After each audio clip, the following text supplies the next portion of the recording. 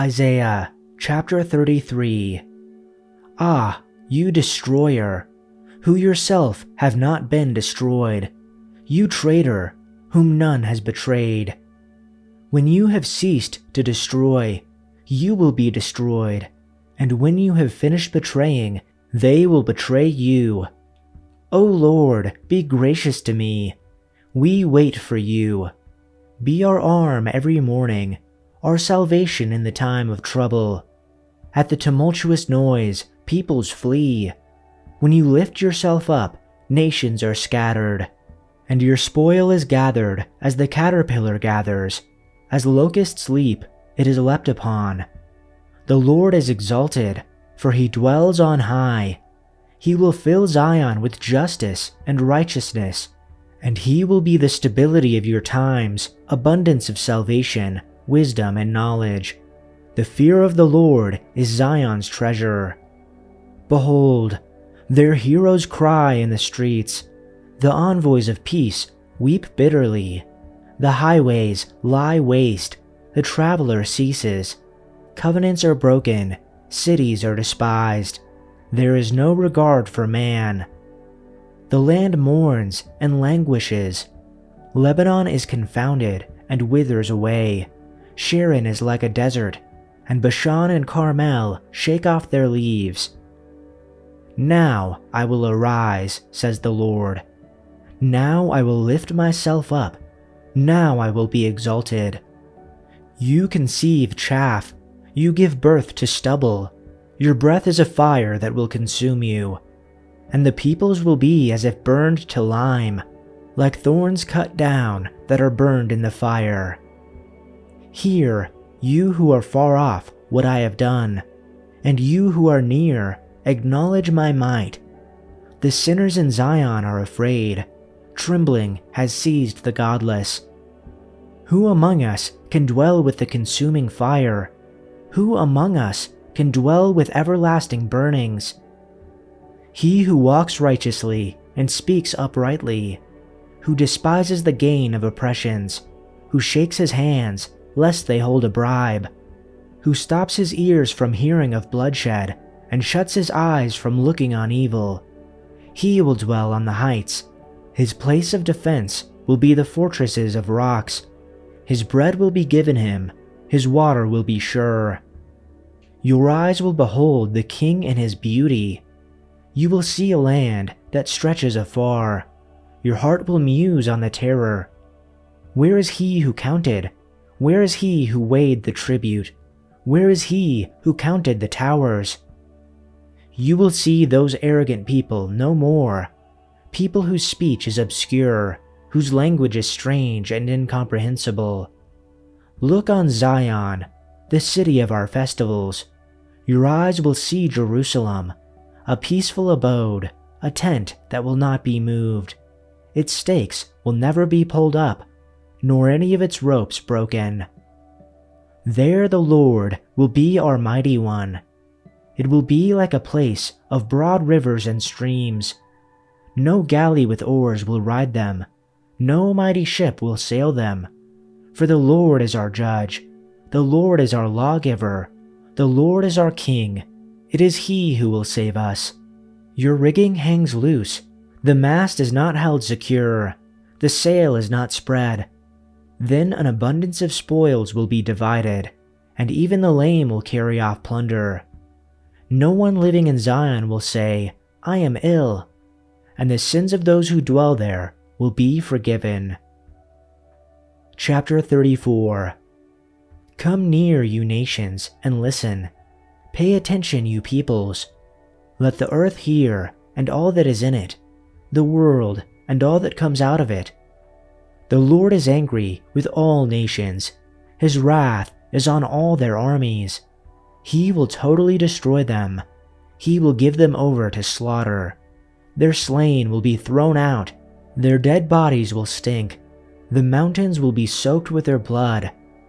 All the stars in the sky will be dissolved, and the heavens rolled up like a scroll.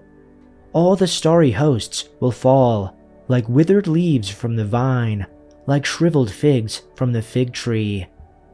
My sword has drunk its fill in the heavens. See, it descends in judgment on Edom, the people I have totally destroyed. The sword of the Lord is bathed in blood.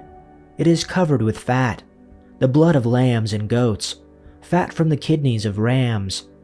For the Lord has a sacrifice in Basra, and a great slaughter in the land of Edom. And the wild oxen will fall with them, the bull calves and the great bulls. Their land will be drenched with blood, and the dust will be soaked with fat. For the Lord has a day of vengeance, a year of retribution, to uphold Zion's cause. Edom's streams will be churned into pitch, her dust into burning sulfur. Her land will become blazing pitch. It will not be extinguished night or day. Its smoke will go up forever. From generation to generation, it will be desolate. None will pass through it, forever and ever. But pelican and hedgehog will possess it, and owl and raven will dwell in it. And he will stretch over it the line of desolation and the plumb line of emptiness. Its nobles, there is no one there whom they may proclaim king, and all its officials will be nothing. Thorns will come up in its fortified towers, weeds and thistles in its fortified cities. It will also be a haunt of jackals and a habitat of ostriches. The desert creatures will meet with the wolves. The goat also will cry to its kind. Yes, the night bird will settle there, and will find herself a resting place. The tree snake will make its nest and lay eggs there, and it will hatch and gather them under its protection. Yes, the hawks will be gathered there, every one with its kind. Seek from the book of the Lord and read. Not one of these will be missing. None will lack its mate, for his mouth has commanded, and his spirit has gathered them. He has cast the lot for them, and his hand has divided it to them by the measuring lines. They shall possess it forever. From generation to generation, they will dwell in it. Chapter 35. The wilderness and the desert will rejoice, and the desert will shout for joy and blossom. Like the crocus, it will blossom profusely, and rejoice with joy and jubilation. The glory of Lebanon will be given to it, the majesty of Carmel and Sharon. They will see the glory of the Lord, the majesty of our God. Strengthen the exhausted, and make feeble strong. Say to those with anxious heart, take courage, fear not. Behold, your God will come with vengeance. The retribution of God will come, but he will save you. Then the eyes of those who are blind will be opened, and the ears of those who are deaf will be unstopped. Then those who limp will leap like a deer, and the tongue of those who cannot speak will shout for joy. For waters will burst forth in the wilderness, and streams in the desert. The scorched land will become a pool, and the thirsty ground springs of water. In the haunt of jackals, its resting place, grass becomes reeds and rushes. A highway will be there, a roadway, and it will be called the highway of holiness. The unclean will not travel on it, but it will be for the one who walks that way, and fools will not wander on it. No lion will be there, nor will any vicious animal go up on it. They will not be found there.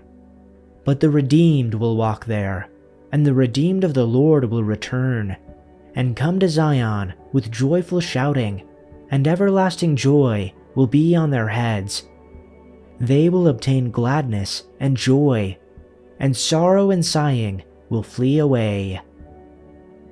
Chapter 36. Now in the 14th year of King Hezekiah, Sennacherib, king of Assyria, marched against all the fortified cities of Judah and seized them. And the king of Assyria sent Rabshakeh from Lachish to Jerusalem to King Hezekiah with a large army. And he stood by the conduit of the upper pool on the road to the fuller's field. Then Eliakim, the son of Hilkiah, who was over the household, and Shebna the scribe, and Joah the son of Asaph the secretary, went out to him. And Rabshakeh said to them, "Say now to Hezekiah, this is what the great king, the king of Assyria, says. What is this confidence that you have?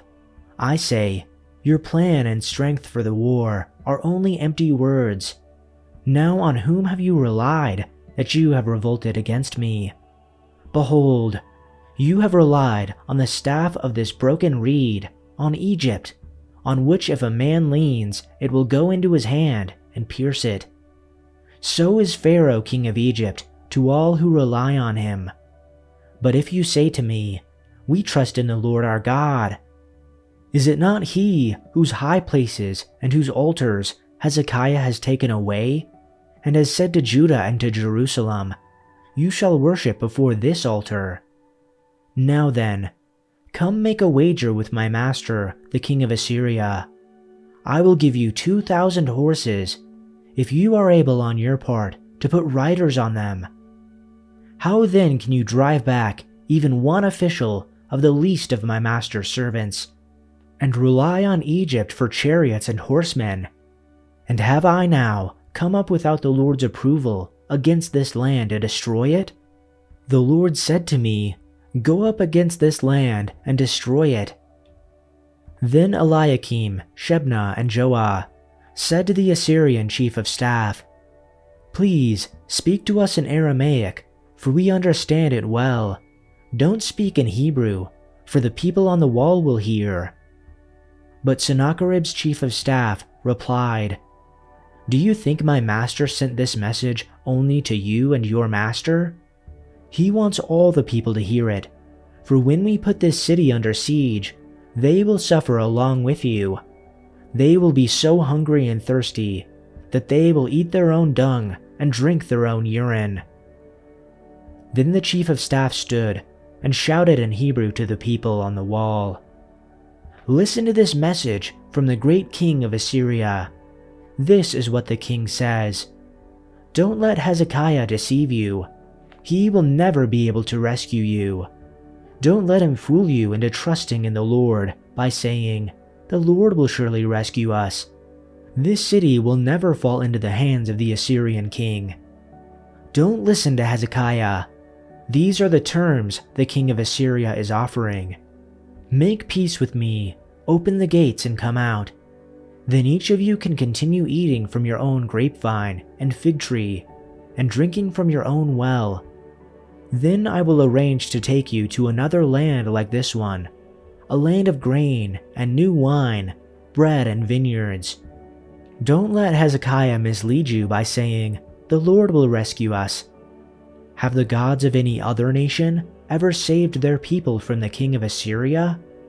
What happened to the gods of Hamath and Arpad? And what about the gods of Sepharvaim? Did any god rescue Samaria from my power? What god of any nation has ever been able to save its people from my power? So what makes you think that the Lord can rescue Jerusalem from me? But the people were silent and did not utter a word, because Hezekiah had commanded them, do not answer him. Then Eliakim, son of Hilkiah, the palace administrator, Shebna, the court secretary, and Joah, son of Asaph, the royal historian, went back to Hezekiah. They tore their clothes in despair, and they went in to see the king, and told him what the Assyrian chief of staff had said.